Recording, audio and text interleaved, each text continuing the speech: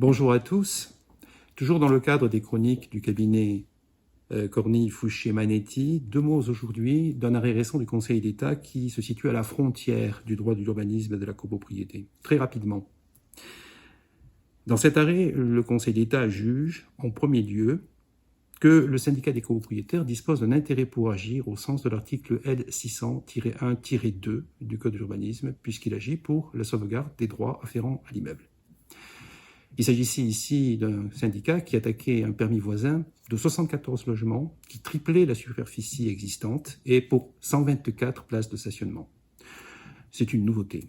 Mais plus important, le Conseil d'État, dans cet arrêt du 24 février 2021, juge aussi que lorsque le syndicat des copropriétaires demande l'annulation d'un permis de construire, il agit pour le compte de la collectivité des copropriétaires en vue de la sauvegarde de l'immeuble, des droits afférents à l'immeuble, et non pas en vue de la défense des copropriétaires qui composent le syndicat.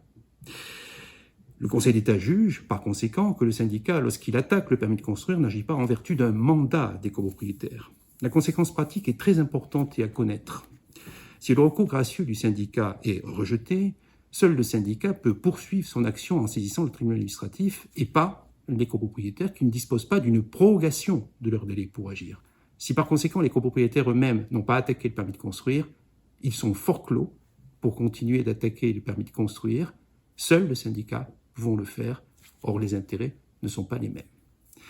Cet arrêt du 24 février 2021 a pour numéro de requête le numéro 43 20 96 pour les initiés. C'est un arrêt des premières et quatrièmes chambres civiles du Conseil d'État réunies.